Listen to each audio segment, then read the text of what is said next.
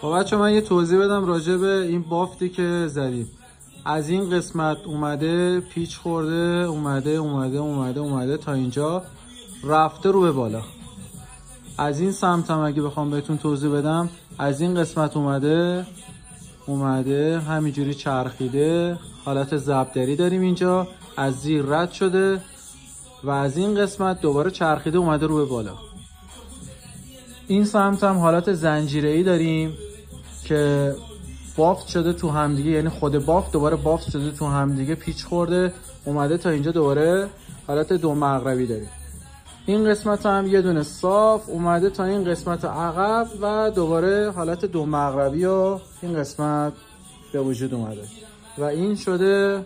البته دو تا اینجا بافت ریز داریم، دو تا اینجا بافت ریز داریم و یه نوار خیلی خوشگل این وسط داریم که به نظر من یکی از زیباترین بافتا همین بافت خیلی ریز و ظرافتی که این قسمت به کار رفته خیلی جذاب کرده این بافتو، که باعث شده که یه اثر هنری به جا بذاره و امیدوارم که از این بافت لذت کافی رو برده باشید. این هم قسمت عقبش که حالت دو مغربی داره.